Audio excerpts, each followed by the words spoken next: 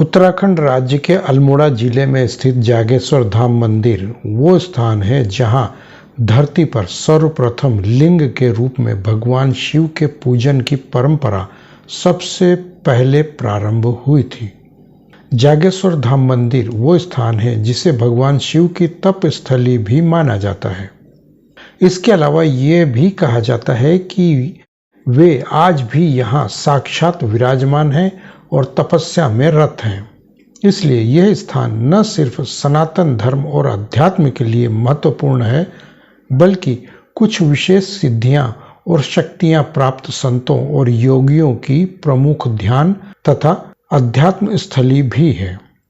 भगवान शिव के इस मंदिर स्थल को यानी जागेश्वर धाम को हमारे पौराणिक ग्रंथों में हाटकेश्वर धाम के नाम से भी पहचाना जाता है। नमस्कार, मैं अजय चौहान। अगर आप हमारे इस चैनल पर पहली बार आए तो कृपया इस चैनल को सब्सक्राइब करके पास में बने बेल आइकन को जरूर दबा दें, ताकि हमारे आगे आने वाले इसी प्रकार के वीडियोस की जानकारी भी आप लोगों तक पहुंचती रहे। तो जागेश्वर धाम यानी कि भगवान शिव के इस मंदिर की स्थापना यहाँ अनादि काल में ही हो चुकी थी, जबकि कई लोग इसे स्वयंभू भी मानते हैं। भारतीय पुरातत्व सर्वेक्षण यानी कि ASI के अनुसार यहाँ मौजूद वर्तमान संरचना के ये सभी मंदिर समूह वास्तुकला के हिसाब से गुप्त और पूर्व मध्य युगीन समय के यानी कि आज से करीब 2500 वर्ष पुराने हैं। इस धाम में छोटे बड़े कुल 124 मंदिरों का एक समूह है, जिसमें प्रमुख मंदिर भगवान शिव का है और भगवान शिव के इस मंदिर को 12 ज्योतिर्लिंगों में से एक माना जाता है। ये सभी मंदिर एक ही पहाड़ी पर मौजूद हैं, जो स्थानीय जटा गंगा नदी के किनारे की लगभग 6200 फुट ऊंची एक पहाड़ी पर मौजूद है। अगर आप जागेश्वर धाम की यात्रा पर जाना चाहते हैं तो सबसे पहले तो यहाँ ये भी जान लें कि जागेश्वर धाम उत्तराखंड के अल्मोड़ा जिले में स्थित है और अल्मोड़ा शहर से जागेश्वर धाम के इन मंदिरों तक पहुँचने के लिए पिथौरागढ़ रोड पर करीब 35 से 40 किलोमीटर का रास्ता तय करना होता है। यह धाम दुर्गम पहाड़ी क्षेत्र में है, इसलिए मैदानी क्षेत्रों से यहाँ आने वाले यात्रियों के लिए बारिश के मौसम में यहाँ की यात्रा करना किसी बड़े परेशानी का कारण बन सकता है। इसलिए मैदानी क्षेत्रों से आने वाले यात्रियों के लिए यहाँ का सबसे अच्छा समय अप्रैल से जून और फिर सितंबर से नवंबर के बीच का होता है, जबकि जुलाई और अगस्त के महीने में पहाड़ी क्षेत्र की बारिश के मौसम में यहाँ ना ही जाएं तो बेहतर है। हालांकि इसके बावजूद भी बारिश के मौसम में यहाँ पर्यटकों और दर्शनार्थियों की संख्या कम नहीं होती, क्योंकि यह धाम प्रमुख रूप से भगवान शिव का धाम है। इसलिए इसी दौरान यानी कि सावन के महीने में यहाँ प्रमुख पूजा पाठ और शिवरात्रि मेला भी आयोजित किया जाता है। इसलिए यह धाम अधिकतर श्रद्धालुओं और पर्यटकों को बेहद आकर्षित करता है और वे किसी न किसी प्रकार से यहाँ तक पहुँच ही जाते हैं।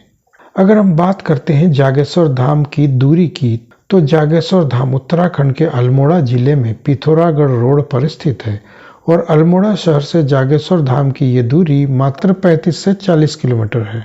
अगर आप ट्रेन से यहाँ तक जाना चाहते हैं तो यहाँ के लिए सबसे नज़दीकी रेलवे स्टेशन काठगोदाम में है और इसके बाद जागेश्वर धाम की दूरी 120 किलोमीटर रह जाती है, जो करीब 4 घंटे में आसानी से तय की जा सकती है।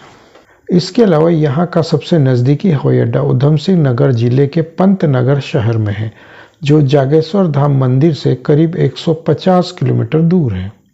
जागेश्वर धाम मंदिर भी सड़क मार्ग से अच्छी तरह से जुड़ा हुआ है, इसलिए सबसे पहले अल्मोड़ा शहर तक जाने के लिए आसपास के सभी प्रमुख शहरों और राज्यों से सीधे रोडवेज बसों, प्राइवेट या लग्जरी बसों और टैक्सियों की सुविधा मिल जाती है। आसपास के अन्य प्रमुख शहरों से जागेश्वर धाम की दूरी कुछ इस प्रकार से है। नैनीताल से यह दूरी करीब 100 किलोमीटर, हरिद्वार से करीब 340 किलोमीटर, देहरादून से करीब 380 किलोमीटर, दिल्ली से करीब 400 किलोमीटर और कानपुर शहर से जागेश्वर धाम की दूरी करीब 490 किलोमीटर है। अगर आप दिल्ली में हैं और अल्मोड़ा जिले में स्थित इस जागेश्वर धाम की यात्रा पर जाना चाहते हैं तो दिल्ली के आनंद विहार बस अड्डे से अल्मोड़ा के लिए रोडवेज या फिर निजी बसों की सुविधा मिल जाती है। दिल्ली से ये दूरी करीब 400 किलोमीटर है। इस दूरी को तय करने में सड़क मार्ग से करीब 10 से 11 घंटे का समय लग जाता है। उत्तराखंड एक पहाड़ी राज्य है, इसलिए यात्रियों को सबसे अधिक सड़कों के माध्यम से ही रास्ता तय करना होता है। इसलिए देश के दूर दराज के क्षेत्रों से आने वाले यात्रियों के लिए भी यहाँ हवाई अड्डे से या फिर रेलवे स्टेशन से सड़क मार्ग के द्वारा स्थानीय बसों और टैक्सियों की सहायता से ही जागेश्वर धाम तक आना जाना करना होता है। यहाँ ये भी जान लेना जरूरी है कि ट्रेन से या फिर हवाई जहाज से यात्रा करने के बाद भी आपको आगे की दूरी सड़क मार्ग से ही तय करनी होती है। इसलिए ट्रेन के द्वारा जाने वाले यात्रियों के लिए यहाँ जागेश्वर धाम के लिए सबसे नज़दीकी रेलवे स्टेशन काठगोदाम में है, जो मंदिर से करीब 120 किलोमीटर दूर है। काठगोदाम के लिए दिल्ली, लखनऊ, देहरादून सहित कई प्रमुख शहरों से सीधे ट्रेन की सुविधा उपलब्ध है। अगर आप यहाँ हवाई जहाज से जाना चाहते हैं तो उसके लिए यहाँ का सबसे नज़दीकी हवाई अड्डा उधम सिंह नगर जिले के पंतनगर शहर में है, जो जागेश्वर धाम मंदिर से करीब 150 किलोमीटर और अल्मोड़ा शहर से करीब 120 किलोमीटर दूर है। इसलिए यहाँ से आगे की दूरी सड़क मार्ग से ही तय करनी होती है। जागेश्वर धाम की यात्रा पर जाने से पहले यहाँ ये भी ध्यान देना होगा कि यह स्थान धार्मिक तथा आध्यात्मिकता के साथ पर्यटन के लिहाज से भी बहुत ही महत्वपूर्ण स्थान है। इसके अलावा यहाँ की जलवायु और वातावरण मैदानी क्षेत्रों से आने वाले यात्रियों के लिए स्वर्ग के समान है। इसलिए यहाँ साल के 12 मास पर्यटकों और दर्शनार्थियों को देखा जा सकता है। और क्योंकि गर्मियों के मौसम में यहाँ एकदम शांत, सुखद और आध्यात्मिक आनंद मिलता है, इसलिए पर्यटक ही नहीं बल्कि धार्मिक तथा आध्यात्मिक लाभ के लिए भी ज़्यादा से ज़्यादा संख्या में लोग जाना पसंद करते हैं। यह इस बात का भी ध्यान रखें कि जागेश्वर धाम मंदिर के आसपास रुकने के लिए कुछ खास या सबसे बड़े स्तर पर व्यवस्था फिलहाल उपलब्ध नहीं है, और जो कुछ भी है वो बहुत ही अधिक महंगे हो सकते हैं। इसलिए जागेश्वर धाम के पास ठहरने के बजाय यहाँ से केवल 35 से 40 किलोमीटर दूर अल्मोड़ा शहर में ही ठहरना ज़्यादा बेहतर हो सकता है। अल्मोड़ा शहर में कई प्रकार के आलीशान होटल और रिसोर्ट से लेकर कम से कम बजट के अनुसार गेस्ट हाउस और लॉज होटल आदि उपलब्ध हैं। हालांकि यहाँ ऐसे कई छोटे बड़े निजी होटल और गेस्ट हाउस भी हैं जो आपको बजट के अनुसार मिल जाते हैं, लेकिन गर्मी के मौसम में तो ऐसे किसी भी होटल में कमरा मिलना मुश्किल हो जाता है। इसलिए अगर ऑफ सीजन में जाते हैं तो वही कमरे आपको कम से कम 500 से 700 रुपये तक में भी मिल जाते हैं। अगर आप यहाँ अपनी गाड़ी से या फिर 2 व्हीलर आदि से भी जाते हैं तो करीब करीब हर होटल में यहाँ फ्री पार्किंग की सुविधा मिल जाती है। इन सबसे अलग यहाँ ठहरने के लिए कुमाऊं मंडल विकास निगम लिमिटेड के पर्यटक आवास गृह यानी गेस्ट हाउस में एक कमरा 1400 रुपये से लेकर 2500 रुपये तक में भी मिल जाता है। जब आप अल्मोड़ा शहर के किसी भी होटल या गेस्ट हाउस से निकलकर सुबह जागेश्वर धाम की यात्रा पर निकलते हैं तो शाम तक बहुत ही आसानी से इस यात्रा को एक ही दिन में पूरा किया जा सकता है।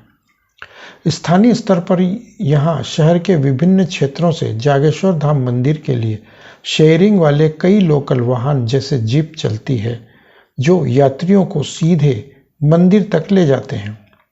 इसके अलावा आप चाहें तो टैक्सी भी ले सकते हैं। जागेश्वर धाम और अल्मोड़ा के आसपास के प्राकृतिक सौंदर्य तथा अन्य दर्शनीय और पर्यटन स्थलों की सैर के लिए भी यहाँ टैक्सी की सुविधा उपलब्ध है। बात अगर यहाँ हम किराया, भोजन, रहने और अन्य खर्च की करें तो आजकल इस बारे में निश्चित तो कुछ भी नहीं कहा जा सकता है कि कम से कम कितना खर्च लग सकता है। ऐसे में इसका अनुमान आपको स्वयं ही लगाना होगा। भोजन व्यवस्था की बात करें तो अल्मोड़ा शहर या फिर जागेश्वर धाम में मसूरी या फिर नैनीताल जैसे कुछ प्रसिद्ध पर्यटन स्थलों के मुकाबले विभिन्न प्रकार के मनपसंद व्यंजन मिलना थोड़ा मुश्किल हो सकता है।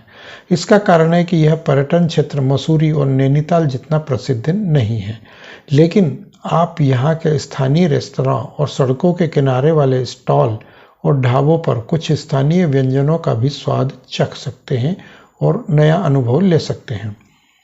यहाँ होने वाले भोजन के खर्च की बात करें तो कोई निश्चित नहीं है कि यहाँ आपको कम से कम या फिर अधिक से अधिक कितना खर्च करना पड़ सकता है, लेकिन क्योंकि यह क्षेत्र आम जनजीवन से जुड़ा हुआ है इसलिए यहाँ हर प्रकार के भोजन और चाय नाश्ते की सुविधा भी उचित कीमत में मिल ही जाती है।